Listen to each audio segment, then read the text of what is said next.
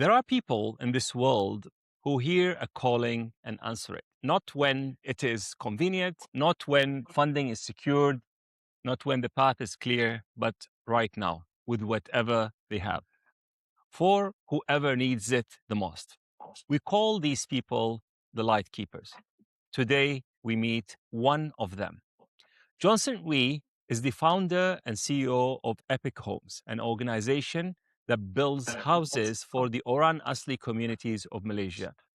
These are the indigenous people whose villages sit deep in the forest in Malaysia, in this country, and whose stories rarely make it to the front page. But a home for John-Son is more than four walls. It's more than a roof.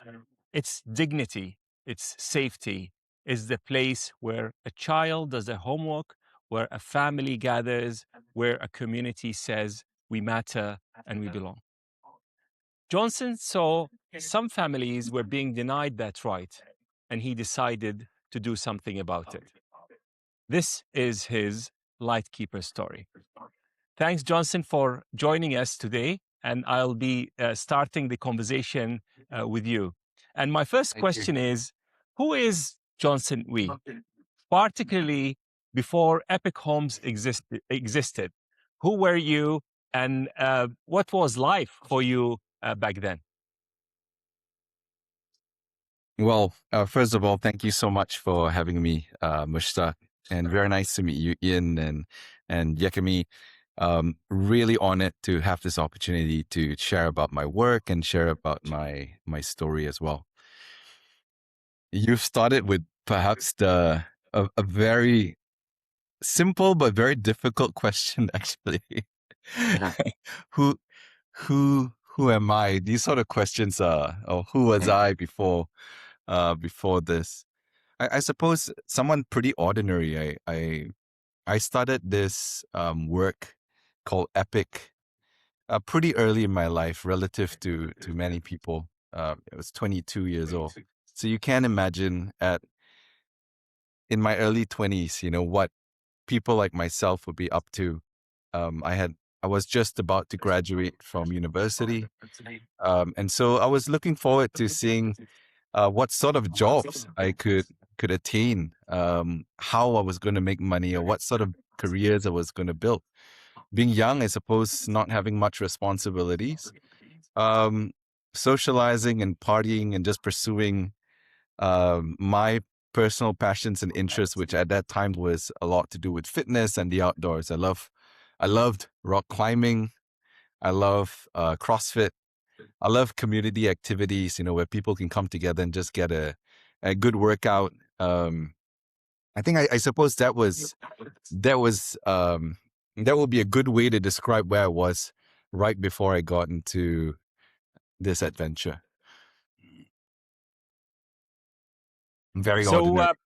Yeah, well. I think it's anything but ordinary, John-Son. And I've heard you speak about your story and your relationship with school. And I hope you could weave some of these lessons that we have, as we go on, because who knows, young people who listen to us, and you've spoken to my students, and it was your stories, your beginning. And how you start are very inspiring indeed.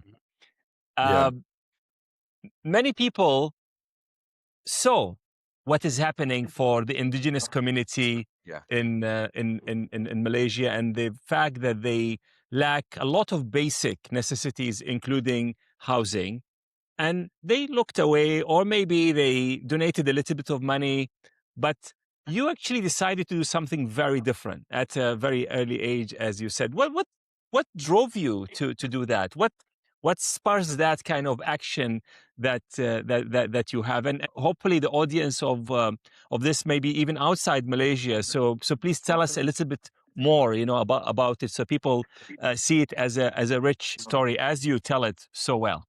Yeah. I usually try not to, being in this work for the last almost 17 years now.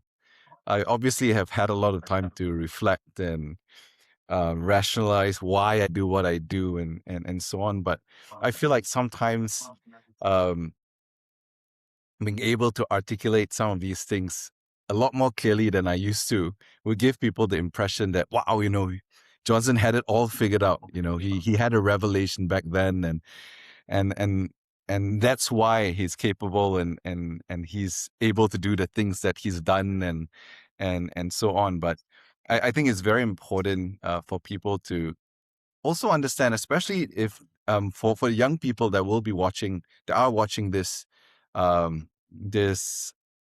episode, that at that time really that was the state of mind that I was in. Of course, as I got more and more into this, then there was greater clarity and deeper reflection and exploration in terms of actually why is it that I'm doing the things I'm doing? What was it in my life that caused me to go in this particular direction? I suppose I'll be sharing I'll be sharing that as I share my story um, as we go along this conversation. Um, So my journey started when I was about to graduate. I I was looking for purpose. I Because I didn't come from a very privileged background. Um, Also, one of the main factors being caused by my dad, who passed away when I was pretty young, about 13 years in my life. My family was left in a rather vulnerable position. Um, as a result, I I would say that money wasn't something that my dad left a lot of, and so very early in our lives, by ours I mean my brothers and I, we were forced to find ways to make ends meet, to find ways to earn my own money, um, and so working and getting part-time jobs or all sorts of different gigs and so on happened quite early in my life. And so coming towards graduation, I had already had quite a lot of exposure to different sorts of jobs, different sorts of businesses, you know, from um, from advertising to video production to team building and leadership training to fitness coaching and training, to market research, um, to working in academia, as well as modeling as well, which, funnily enough, paid most of the bills. Uh, um, Nice. and so by the time I got to the point of graduation, I felt that to me, it really wasn't a matter of finding a job to survive. I wanted to be able to get into something um, which could be meaningful and where I could sincerely say that I'm making a difference. It didn't necessarily have to be, joining an NGO or anything like that. I don't believe that making a difference and creating impact is restricted to just the NGO and charity field. In fact, it can be done in any place. But that was really what I was looking for. And so during that time, I had the privilege of being part of a group called Growing Emerging Leaders, which was put together by my then mentor, Jasmine, along with a lot of other, um, I suppose, lost or curious youth, looking to get a head start or to make sense of, how to make that transition between studying and getting into the working life. And through that, we were discussing about, principles and virtues and how do we actually um, how do we apply this in real life? Because we talk about these things a lot, but sometimes it's very difficult to apply it to real life because life can be cruel, life can be tough, and so on. And so we were pretty concerned about how do we stay true to our ideals, even in light of these sort of challenges. And out of that came this, I suppose, talking about wanting to make a difference, living a life of ideals. And we went on and on for about 3 to 4 years. And after that, I was about to graduate, and a couple of us were saying, "Hey, we've been doing a lot of talking. We haven't done anything about it yet." Um, and so that's where we started to say, okay, we need to find something to just scratch that itch, or perhaps ease that guilt, do some sort of a project before getting involved with the busyness of life and pursuing money and career and so on. And that was really how I first got into this in the first place. Not the best of intentions, but a start nonetheless. And so through that experience, we started to search and talk to people and say, "Hey, do you know of anyone that we could help?"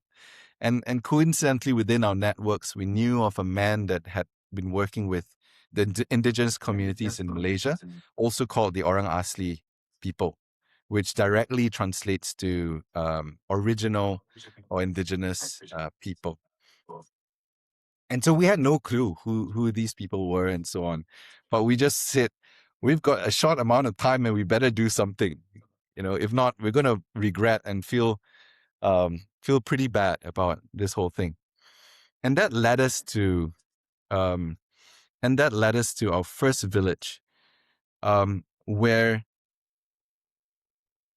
after multiple conversations, a lot more talking than we expected, we then found out that there was a need or we discovered together with the community that there was a need for a clean toilet and shower place, and fresh paint for a number of houses. And this was done together with that particular community, which we weren't ready for. But we were pretty happy that we managed to find something to do. We initiated the project. It was a very simple project, took 2 days. But what really stuck with me at the time was the number of people who were hungry to make a difference and who were truly appreciative of the experience of being able to come together with strangers, and work side by side together with these marginalized communities that they perhaps never even heard of or would never had the chance to interact with. And that was what, before even getting to homes, that was what really captured my attention. Two things happened. One was realizing that there's just so many people that care, but they lack those platforms for them to express that care apart from, putting money into a box. The other was, and I think at that point in time I was asking, so if a lot of people care, how come people are not behaving in that way? How come more people aren't coming out to do something and start something and so on? And I realized that actually a lot of people might feel that way, but they felt lonely. They didn't know that they weren't the only ones. And they needed people to just take that first step. And they were happy to just be part of something. The other was this, I think, this realization that, I think as a person being involved in a project, thinking beyond myself, really brought all the theoretical lessons to life, the principles, leadership skills, management skills, whatever I had learned in university suddenly made sense. Suddenly I felt like, wow, okay, all of these things that I've been spending my time doing tests, studying for different things, doing assignments, suddenly had meaning and purpose to it. And I felt myself being transformed in the process too. Yeah. John-Son, if you could just frame the size of the challenge for us. I know back then maybe you didn't, but now you have quite a bit of data about the number Yeah. of people who don't have that. And also maybe if you just say a little bit of how much Epic Homes or Epic in general was able to help in that space, because I think that is very, very important. Yes. Thanks for that, Mushtaq. Feel free to jump in and ask these questions as well. So So what happened was we realized that aside from these sort of challenges that might be unique to communities, like the toilets and needing fresh paint and so on, that there was this big need for Orang Asli people to have safe homes. And the reason for that, and in fact, the number stands at between 10 to 12,000 families within Peninsular Malaysia itself that has been identified to need these homes. We're talking about people who live in makeshift houses that would deteriorate maybe every year, that basically makes a lot of unconducive environments for people to raise their families safely, or it takes a lot of productive time away from many of these communities to then be able to focus on their long-term development and progress. At the same time, we also have families living in perhaps houses that may be of decent quality, but we're talking about 600 square feet or 60 square meters, where we have families as big as 20 living in this space. So you can imagine people sleeping like sardines, spilling into living rooms, and so on. And so all of this, I think, ultimately does not create that stable foundation for people to raise their families in a safe and secure way, where they can then have that safe baseline to aspire and build a life in. So this is very, very interesting that you saw the size of the challenge, and I think what was very unique is the way that you addressed it. And Yeah. Johnson, if you could say a little Yeah. bit about the technique, because Yeah. just for information, Johnson has developed this way for any group of people to come together and build a home. And I was personally part of a team that built a home for a family within 2 days. Yeah. And that is the notion. He goes to companies and asks them if they have Yeah. training money or whatever to convert it. I thought that was quite an Yeah. innovation. If you could just say a little bit more about that. Sure. I think you've built 2 homes, if I remember correctly, 2 homes now.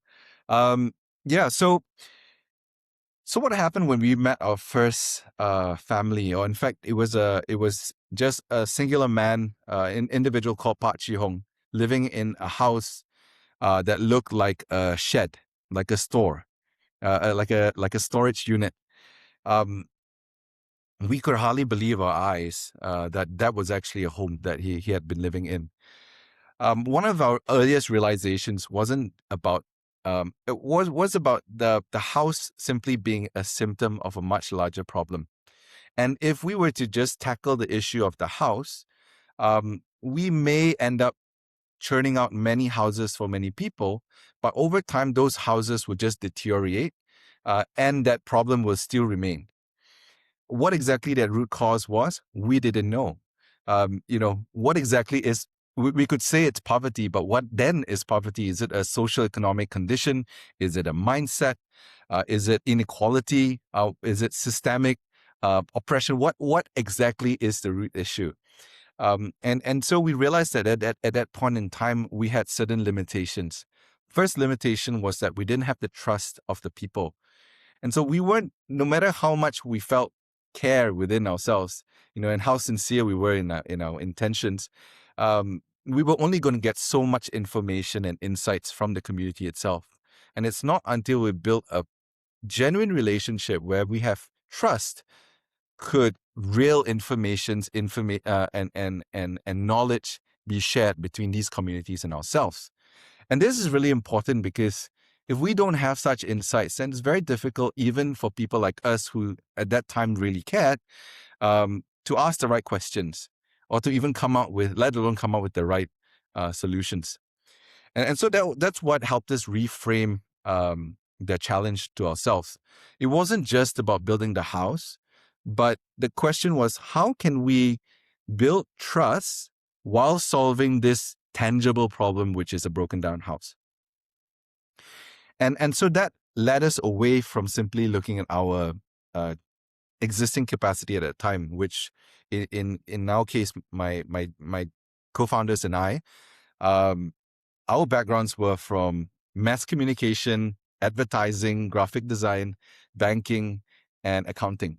So none of us were involved in construction, and so the logical pathway would then be to perhaps run a fundraising activity, run a couple of events, take the money, pass it to a contractor, and then get out their way. But this part about building relationships was really important to us. And so that's where we challenged ourselves and said, is it possible for ordinary people like ourselves who have no construction skills to get involved in building these houses and do it in a quick amount of time? And the number of days that we gave ourselves was 3 days. The reason for that is because most of us don't have that much time. The average house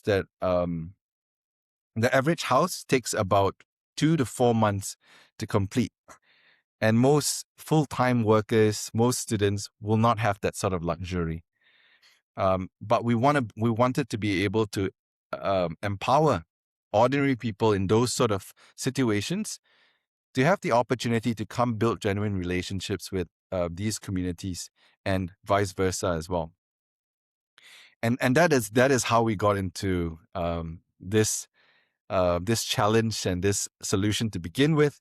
And we were very fortunate to meet people who supported our cause. And as a result, we made it possible after more than a year of prototyping to build a house in 3 days and to do it with ordinary people.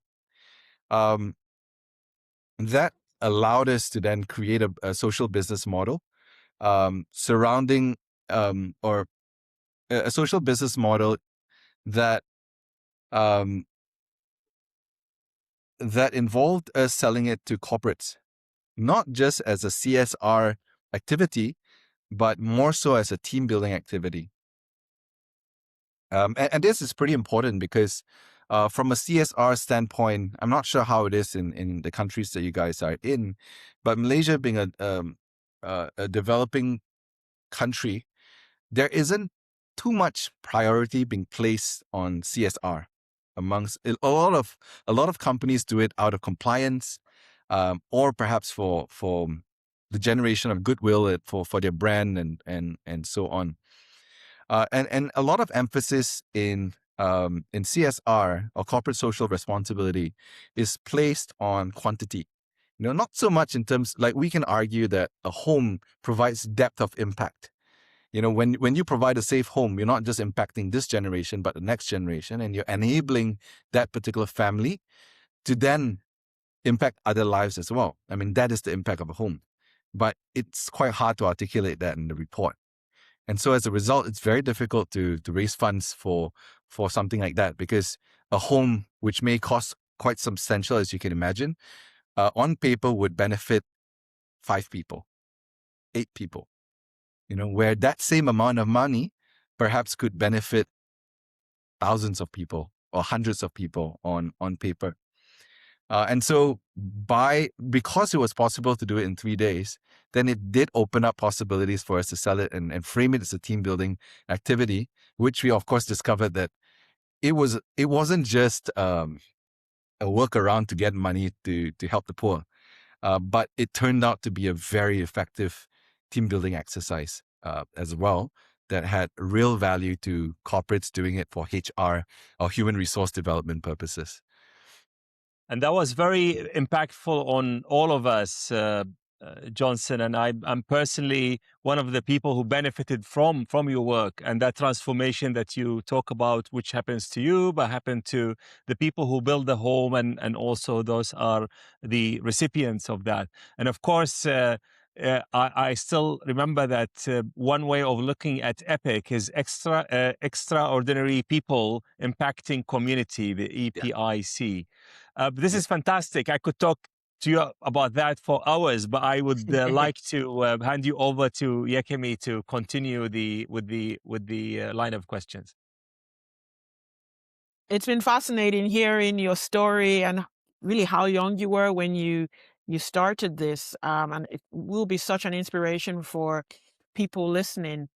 I mean, when it comes to homes, and I know Epic Homes is no different, it's not just about the bricks and the wood. It's about dignity. And the work we do at the charity I lead is a lot about dignity and about a brighter future for individuals and families. What did the Orang Asli communities teach you about what a home really means to them? Yeah, I think we learned how empowering, having a physical and psychologically safe structure is for these families. Where we've observed how following the receiving and moving into these epic homes, um, they I think they gained so much more courage and conviction in perhaps their jobs, in keeping their kids in school. And I think not only that, but we also experienced and we got to see the difference in how these homes are being delivered. I think when we talk about dignity, we're not just talking about the delivery of an output of a house, but we call ourselves Epic Homes for a reason. It's because we're trying to create a home. And then what's very important is the experience and the memories that are tied to this particular item or this particular asset. And I think a lot of people, they think of it as, you're poor and you don't have something, and therefore I need to fill that gap, and you go on your way and we've done a good job and we clap our hands and we're happy with ourselves. But I think that wherever we can, if you allow them to be part of the process, allow them opportunities to choose, because many times one of the things that people in poverty have to live through is not having a choice. You qualify for things, for aid, for government support because you have no choice. So very often you're forced to receive a cookie cutter sort of solution. But in our case, we tried our best to make things as to allow them to make decisions, such as the layout, the orientation of their house, the color of their house. Although we can't give them the full spectrum of the rainbow, but every season we do have different colors that they can choose from. And of course, the being part of the process and building these houses. And we observe, for people who receive an epic home compared to houses that came from a cookie cutter approach, whether they're perhaps other NGOs or from the government itself, their sense of pride and ownership was really on another level. They would not just maintain, but they would be extending and modifying and customizing and personalizing that house to themselves. Or whereas you would observe many times when it comes to houses that have been built by others that they uses that cookie cutter approach, they pretty much leave it as it is. If it deteriorates, they leave it and say, okay, this is that NGO's house, and I'll wait for them to do something about it.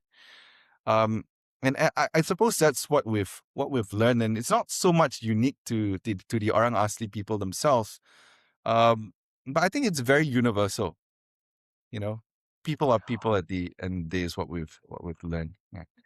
Yeah, you speak so clearly about dignity, and in particular the role of choice, which is not always obvious, that people being able to have a choice, being part of the solution to their challenge, is actually hugely empowering. And it leads me to my next question, this tension between, well, not tension, but almost like a balance between doing something for people and doing it with them, which I see as this kind of leadership and collaboration, which often we think are two opposing things, or things that are hugely different from each other. How have you navigated that, this kind of balance between doing something for people and doing it with them in the project? Yeah. I think firstly it comes down to the reason why we started Epic in the first place. And while the houses and the Epic Homes program, it's so tangible, building a house in 3 days, it's something that really takes the spotlight. And so a lot of people, when they think about Epic, they think about homes. But at the core of what we do, it's really about empowering people. And it goes back to our name, Extraordinary People Impacting Communities. And that frames how and why we do what we do. We're not just looking at empowering the volunteers that comes from urban centers and using the poor as subjects for that purpose. But in fact, using that same lens across the board, the reason why we are helping those that are less fortunate isn't because we pity them. It does not come from that sort of place. It doesn't come from guilt. It doesn't come from pity, which often are the sort of emotions that, and it's okay to accept that those are the emotions or maybe even anger that kickstarts initiatives. But it's important that we don't stay in that state of mind. And so in the case of working together with Orang Asli and so on, the reason why we help them or we work together with them in the first place is because we truly believe that they have so much untapped potential. The only thing is that they have they have different barriers and adversity in place that we would need to help alleviate, or we can help fulfill so that they can have the presence of mind to then fulfill and pursue their purpose and their potential. And so that is within the DNA of EPIC. It isn't just practiced by our staff, but it's also practiced by the volunteers that we would prepare before they even enter the site to even start hammering a nail or start drilling in a screw, right? I think that's the first thing. This is a great question. I think the other is just to be strictly honest and embracing the reality that we see on the ground. Very often, whatever that you have on the ground um, may not necessarily be represented by a report or by a theoretical book. It is ugly, it is complex, it is dynamic, it is fluid, and you've just got to embrace it for what it is. And being in this social enterprise or impact industry, I think sometimes it's very easy to get caught up in social commentary, where it might lack context or it may exist in a theoretical bubble. So very often, being in a position of privilege and being enthusiastic about helping other people, you get labels being placed on you that you have the savior complex. Well, I mean, quite often it's accompanied with the white savior complex, and how we are using other people to make ourselves feel good and so on. And I think that sometimes detracts many people from even trying to pursue this. But the fact is this: when you go down to the ground, as much as you would like to work with and you would like to create an environment of empowerment, you've got to meet them where they are at that point in time, especially when you talk about community development and working with actual people. Not everybody is ready for empowerment. Some people are, like, for example, the saying that I receive a lot and hear a lot many times is, you must teach others to fish and not just give them the fish. It is a saying that I hear over and over again, especially because the first thing that we are building for a community or family is something so valuable and so on. But the fact is that a person won't be able to focus on learning how to fish if the person is hungry. You've got to give the person the fish at that point in time. So you've got to meet them where they are first.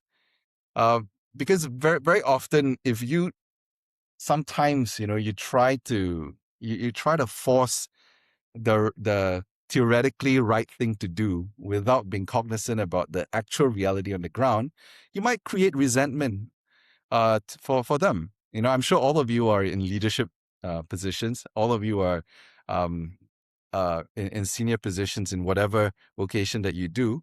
You've probably come across people who you felt, you really want to empower and so on. I mean, as an entrepreneur, I love freedom. I love to explore. I love to express and create. But I found that sometimes with my junior staff, if I give them so much freedom, I give them too much um, um, responsibilities to make a decision, you paralyze them. And after that, they get resentful, and what I've learned is that sometimes you just need to give them clear instruction at that point in time. What is it that needs to be done? What help do they need? And just address that.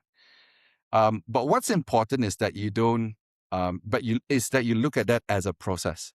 You might start by feeding them with a fish, but you need to focus on the individual, build that genuine relationship, that trust, and help them move along the way so that eventually they can get to that position of empowerment. Then we can really not just work for, but work with together with these communities. Fantastic. Thank you so much. I could ask you a whole load more questions. That's just been so helpful. I'll hand you over to Ian, who's got a few questions for you. Well, thank you so much for that. That piece was so moving to me. I was just transfixed by what you were saying. There's so much depth there.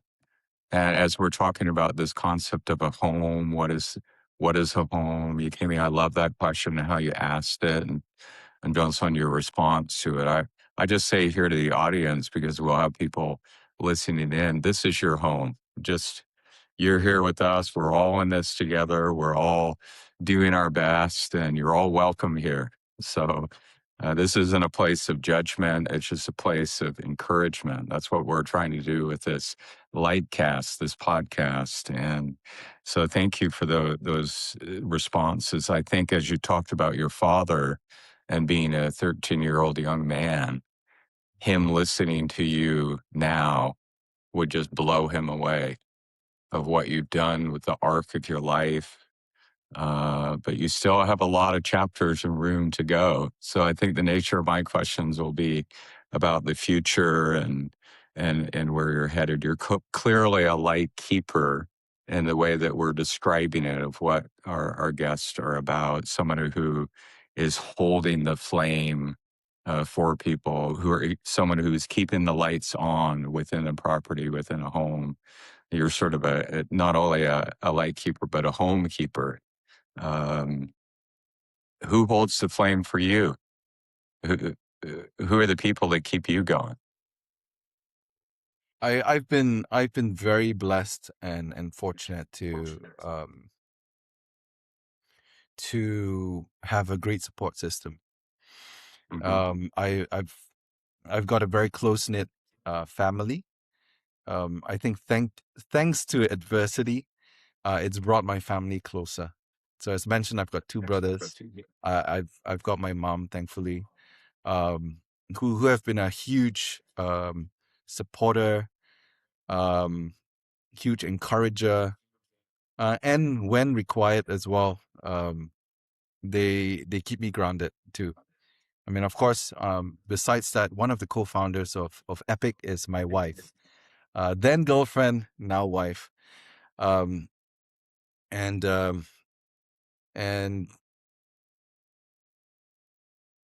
yeah, I think she keeps me very grounded. Yeah, she sees, of course, the success and the glamour and stuff, but she's also there for the tough times and the pain and the frustration and so on. And I think as a result, that really helps. That really helps me. And beyond them, I do have extended friends and family who are really close, who's helped me in so many different ways and so on. And I suppose I should add, and it's the reason why I've had the privilege to be on the receiving end, and I've experienced such support that goes beyond money. That's the reason why those are the things that we're trying to create for the communities that we work with. Yeah. Because many people I realize are not as lucky as I am. Yeah, you're a person of real contentment. I think we all feel that. You sort of exude that, and with a great empathy for other people. And so it really comes across that light that you're bringing of just feeling content with your life. So appreciate you spotlighting your mom. I hope she has a chance to listen to this exchange, and also your wife and partner. I was listening very carefully to what you said, so I hope she has an opportunity to hear what you say here as well. So thank you to her as well, if she's listening at some point in the future. Um, the word epic for me has a sort of a modern connotation now of how we use that word. Younger people use it a lot in different ways. Like, it's epic. Wow, that's epic. Wow, what an epic achievement, whatever. But I like the idea also of the origins of the word, of sort of a story or a long poem, as sort of an epic journey or epic story, one that goes over a long period of time. We don't use that so much as we use epic in the current context, but this is a long poem and journey, isn't it? A long story that's still being written. Yeah. So you have where you are right now. You take a snapshot of what you're doing, what you're achieving with all these partners and people that you're working with. What does the epic journey look like in the future? Like, where do you see things 5 years, 10 years, or much further down the line? Where does the poem, where does the story go? You can trust the writer to pick up the wordplay in the name. I think this is the first time that's been mentioned. I think people usually are quite satisfied with the acronym, but not the root word of epic, which exactly is the reason why we also named ourselves that way. We did see it as a journey, as an adventure, as a story that's being written, I suppose, through lives of different people. Where are we going now? So it's been 17 years. We have built more than 400 homes now, which may not seem like a lot, given that it's been quite a while. But we've increased our capacity to a minimum of 100 homes on an annual basis. So that number has been increasing quite drastically. We are, I think, what happens is, as mentioned, we're not just about the home, but at the end of the day, it's about empowering these communities so that they can overcome challenges like that of needing a house for this generation and in their future generations as well. One of the things that we're experiencing today, unfortunately, is that many of the families that we've built for back in the day, in our early days, their kids who were 4 or 5 years old are now getting married, having kids, and they're asking for homes. So we realized that time passes really quickly. Yeah. Back in the day, we didn't think too far about things, and of course, we tried our best. But it's very sobering when we are experiencing this immediately, and so we've kind of shifted gears very intentionally from just the building of more homes, but also cultivating and empowering champions within communities. And so we recently started our Changemaker Community Champion program, where we're intentionally identifying champions or leaders and building their capacity to lead their community, kickstart different initiative, projects, solutions, social enterprises, whatever that they see as required for their own community, and then providing a support system to do it on a long-term basis. And so we're seeing it's still in its early stage, but we're seeing very promising results. I think one of our best candidates or family, they've gone on to start multiple businesses that has contributed to supplement incomes for many families, giving them opportunities to learn new skills, interact with the general public. They've gone on to multiple villages to model out, to train, to lead teams, to kickstart their own house building projects. And that's just one family. And we're seeing this happen now over multiple villages. And their solutions aren't just helping one family at a time, but they're changing the landscape of communities. And so while we are still building homes and we still believe in the impact of what a safe home can create, we are intentionally now focusing on this identification of champions and building a support system so that their enthusiasm and passion can be met with the resources to solve whatever challenges that they may have within their own local context. Mm-hmm. Yeah, Um, that's beautiful. to Beautiful. Yeah, sorry. I want to be sensitive of your time and everyone's time, but that's a description of the story that's very motivating.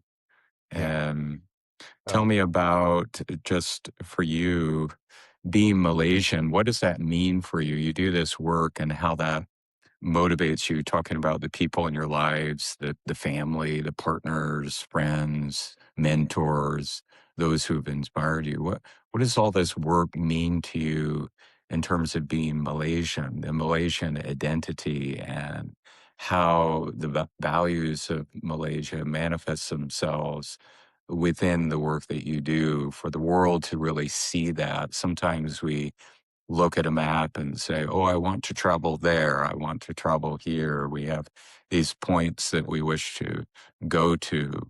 Um, but tell the world, tell our listeners a little bit about the Malaysian character, what the work that you do and how that, what it means to you. What does it mean to be Malaysian?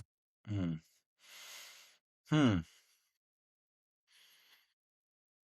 I think for those people who are familiar with Malaysia, very often a lot of emphasis is being placed on diversity. And we celebrate diversity. And in fact, we do take pride in diversity, and that's showed by our advertisements and marketing material and so on. But a lot of times that happens on a very superficial level, such as the kind of food that we can eat and the kind of ethnicities that you have and the kind of festivities that we celebrate. But I feel like in all that diversity, that also creates a lot of conflict. And there needs to be a unifying, I believe that there needs to be unifying factor, and there needs to be a core value that represents the identity of a Malaysian that I feel is still missing. Mm. But it's not something that we're not that is foreign to us as Malaysians. There's this word called gotong royong here. Mm. Gotong royong very often is used for an activity where people come together to do something for their own community. And the semangat gotong royong or the gotong royong spirit, I believe, is something that's very core to the Malaysian identity. But it's something that perhaps a lot of us have forsaken as a result of becoming more individualistic, more urbanized, more developed. But it's something that really would make us stand out, where people go beyond themselves, they think beyond their own self, their own personal selfish benefit and so on, to help each other advance. And Yeah.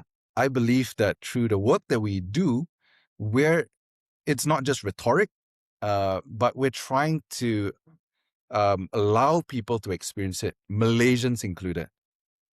Yeah.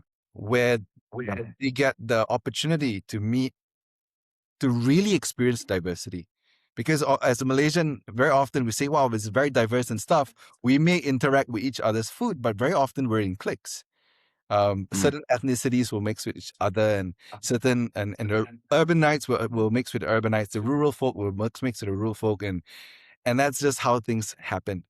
But when we create opportunities and purpose for people to unite beyond themselves, I think they get to really uncover what it means to have semangat gotong royong, or the spirit of togetherness. Yeah, and I think that's something that we're trying to create, and we hope that people who join us, even from overseas, will come to know us as that sort of people as well. Thank you. That's beautiful. What would you say about, specifically, you worked with the Orang Asli communities? What would you say that the attributes there are, going from a indigenous people, maybe that when you started didn't know so much about, to where you are now? What are those characteristics or attributes that you've drawn out? Mm. Um, the Orang Asli people, they are an extremely resilient group of people. And they have survived in some of the most, we're talking about the tropical rainforest in Malaysia that's just dense and full of, all sorts of dangers and so on. And they've been here for thousands of years. They're extremely resilient. And I believe there's so much that we can learn from them. But some of the contrast that I've observed is how much emphasis they place in relationships, how much emphasis they place in family. And these are things that a lot of urbanites, or sometimes urbanites, would comment as, what would make them perhaps weak. For example, in the case of seeking employment, a lot of times they're saying, oh, these guys get homesick so often and go back home, and they leave their jobs, and as a result, they don't hold their jobs. But I believe that in this, having the semangat gotong royong, having a sense of family, having the emphasis on building relationships, that's something that we can learn, as urbanized, developed society, which I think is missing. I think as we modernize, we have sacrificed some of these things that is still very much alive within these communities. And if we are able to learn from them and absorb these knowledge, I think we can overcome a lot of the issues that we are facing, like depression and the lack of meaning and rising suicide rates and Yeah, so on. yeah. Thank you for that. Here, as I close, just thank you for your inspiration. I am always hopeful that someone who is listening has made it this far into the conversation, and you've stayed with us, and you're hanging on. And so, to that one person who may be out there still listening, just keep that light going. You can listen to individuals like John-Son and my co-hosts here, and we're all in this together. We're all moving towards the same goals. And so stay hopeful. And John-Son, thank you for your inspiration and keeping the light, keeping the homes, and helping us to better understand our collective mission. So turn it over to Mushtaq. Thank you. Thanks, Ian. Johnson, I've known you for quite some time, but I tell you, today I've known you at a totally different level. So thank you for being so open and authentic with us. I have one last question for you. And, in a time of change that you have been observing, and if you had the opportunity to spark one idea or a thought in a mind of one young person, or in young people in minds in general, what would that be? Seek to create real impact, and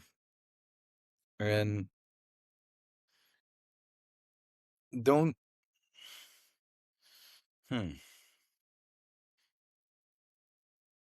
I did write this down, but I don't know. I feel like I'm not sure whether this is the right thing to say, but I think we're going through a very interesting time in history. I think there's a lot of change. There's a lot of opportunities that are being opened up. But somehow or rather, I sense that there's a lot more uncertainty especially amongst the young people.